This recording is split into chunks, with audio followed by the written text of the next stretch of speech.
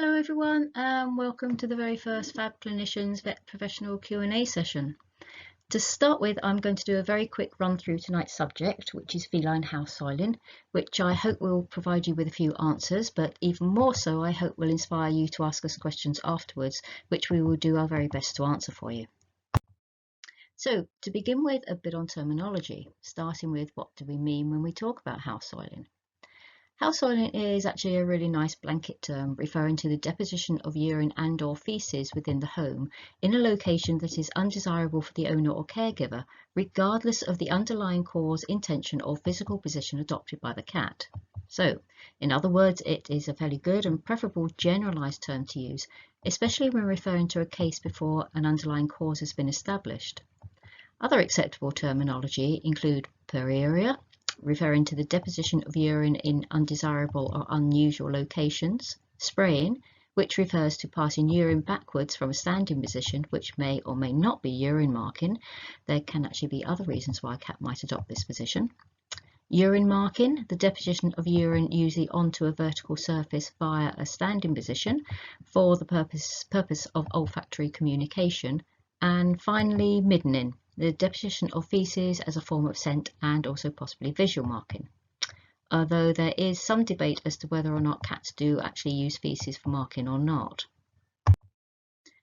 One phrase that you are likely to hear and may possibly even use yourself is inappropriate, as in inappropriate urination or inappropriate defecation. This is also a term that most of us have used in the past, but now do prefer to avoid. The reason for not wanting to use this term is that house soiling can only be inappropriate as far as the owner or caregiver is concerned. It can never be inappropriate as far as the animal is concerned. Plus, the word inappropriate can imply that the animal is intentionally acting inappropriately and is therefore at fault. This suggestion could further harm the cat-owner relationship and in turn could even hinder resolution of the problem. So now let's just have a quick look at some of the most common underlying causes, starting with litter tray issues. One of the first things to establish is if a litter tray has actually been provided for the cat. A cat might normally toilet outdoors, but there can be any number of different reasons why a cat might become unwilling or unable to do so. But until these reasons have been identified and successfully addressed, the cat will need to have access to at least one indoor litter tray. I say at least one because many cats prefer to have one area to urinate and a separate area to defecate. And in multi-cat households, there can also be a reluctance to share litter trays, which is why the standard recommendation is to use one litter tray per cat plus one extra, although in some households even more than this can be required. Regarding positioning of litter trays, I'm sure most of you are well aware that it is unadvisable to place litter trays close to other resources, especially food, but it is just as important that litter trays are kept well away from areas where the cat is likely to be disturbed or where it might feel at threat. Such places to avoid can include walkways, next to frequently used cupboards, near to glass doors or floor-to-ceiling windows through which other cats might be seen, or close to the cat flap or other entrances and exits. It's also best to ensure some distance between litter trays. If the cat does prefer to use separate areas for urination and defecation, these separate areas won't be provided if the litter trays are located next to each other. However, it can also be a problem if litter trays are positioned too far apart. This is because the act of urinating may also stimulate the cat's need to defecate and vice versa. So if the cat is one that prefers to use separate areas, and the nearest other litter tray is one that is in a different room or on a different level of the house, then the cat might choose or have no other option than to defecate or to urinate in the same room but at a distance from the litter tray that has just used. This can be seen here in the photo, where the cat has urinated in the litter tray and then defecated, which is marked with the arrow about a metre or so away. However, in multi-cat households, litter trays might also need to be provided in other areas of the house to avoid or to address issues of blocking or direct conflict. Another very common problem that I come across are litter trays that are too small. The recommended size for a litter tray is one that is 1.5 times the length of the cat excluding its tail, but some cats can actually require one that is even bigger to enable it to use it comfortably. In this video, you'll see that the cat is still using the litter tray, but it is obviously far too small for it, and it just can't use it comfortably. You'll also notice that the cat has a raised tail and is adopting a slightly semi-standing position. I have seen cats in other use in other small litter trays adopt a far more fully standing position, which is then reported by the owner that the cat is urine marking. But this is actually more likely to be due to the cat having to adopt a spraying type position, because this is the most comfortable position it can adopt to pass urine in such a cramped space. But it's not just litter trays that can be an issue. The litter substrate can also play a part in house soiling. Generally, most cats do prefer to use a fine clumping litter, but some can develop an individual preference for particular textures and even possibly particular scents of litter substrate. House soiling may then occur if there is a sudden change from this preferred substrate. Pelleted litters can be well accepted and can even be a preference for some, but they can also be uncomfortable to walk on or dig into if the cat has any form of injury, degenerative joint disease, or even sore feet. Cats have a very highly sensitive sense of smell, therefore scented litters or those that produce a scent when wet are generally best avoided. This highly sensitive sense of smell might also explain why some cats are so fastidious about unclean litter substrate. The quantity and not just the quality of the litter substrate can also be a very important factor. A cat needs to have sufficient depth of substrate to be able to comfortably dig into it, plus the more substrate that is provided, the more that it can be used before it needs cleaning. Generally, an overall depth of at least 2 to 4 centimeters should be provided, or this might actually need to be quite a bit deeper for a large cat or in a shared litter tray. There are other things that are also best avoided, for example litter tray liners, especially plastic ones, which can then snag on the cat's claws when it tries to dig into the litter. Self-cleaning or easy clean litter trays, although these may appear to be a good idea, they can cause problems. The simplest type of these usually consists of nothing more than a grid that separates the base from the upper section. The idea being that the clean litter can then be easily shaken down into the lower part, leaving feces and urine-soaked clumps on the top, which can then be easily disposed of. The potential problem with these is, as with litter tray liners, the cat can easily catch its claws on the grid, causing discomfort or even pain.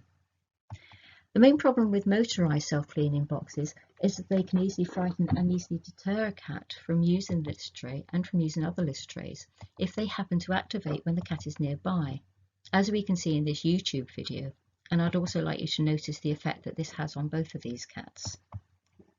Milo doesn't like the electronic kitty litter box. Watch this.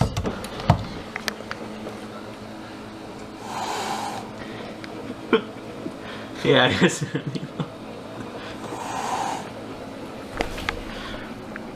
still looks dingy.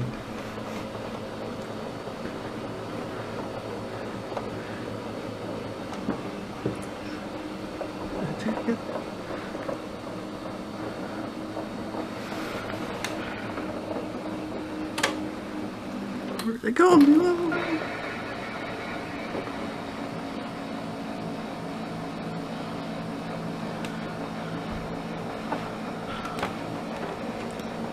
Better get it. Better get it. Better get it.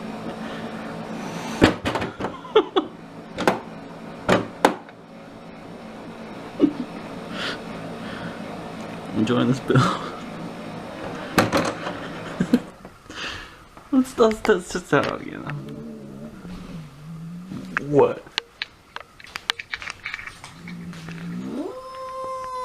What's the matter, Stella? What's the matter? Another question that very often comes up is, should we provide a covered or an uncovered litter tray? The answer is that it really depends on the personal preference of the individual cat, but there can be potential problems with using covered trays. For one thing, it's not quite so easy to see when a covered tray needs cleaning, plus odours can become trapped inside, which can then become a major deterrent for cats. Another issue in multi-cat households is that covered trays can sometimes allow for ambushing or trapping and can often be a site of conflict. An alternative to a cover tray, and one that I definitely prefer to use, is using a high-sided plastic storage box with one side cut down. This then provides the cat with an increased sense of security without it feeling trapped, and it's also much easier to see when it needs cleaning. Urine marking also comes under the heading of house soiling if it occurs in the home and in a location undesirable for the owner or caregiver, which is very often the case. The main things to note that characterise urine marking are standing on tiptoes, quivering tail, and alternate treading with the hind legs, which we can see here. The cat will also make no attempt to cover the urine. The quantity of urine produced is usually less than is passed during normal micturition, but this can also depend on how much is in the bladder at the time, so it might still be quite a reasonable amount. In fact, it can sometimes be enough to run down a wall and pour in sufficient quantity on the floor, causing owners to easily mistake this as being a product of squat urination, especially if the mark on the wall cannot be seen very easily. So why do cats urine mark? In entire cats, male and female, but more often on males, urine marking is used as a form of sexual advertising. Also, in both neutered and entire cats, when performed outdoors, it appears mainly to be a form of territory marking.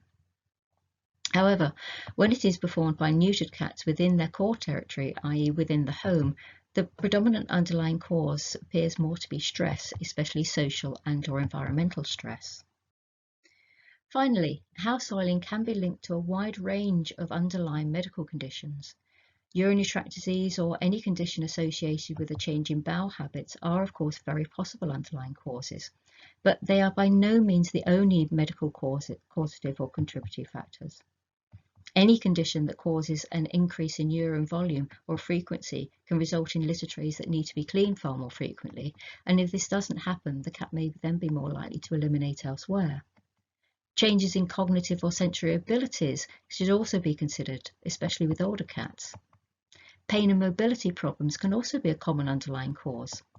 This might be because the cat finds it difficult or painful to access its preferred litter elimination area, or because it experiences pain when attempting to urinate or defecate, which then becomes associated with the litter tray.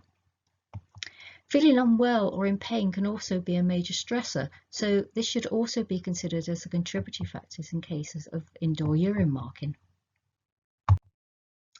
So that was just a very brief overview there. I hope I have provided you with a little bit more information than you before, but hopefully not too much, because we really would like to hear your questions and of course any comments that you might have. So it's now over to you.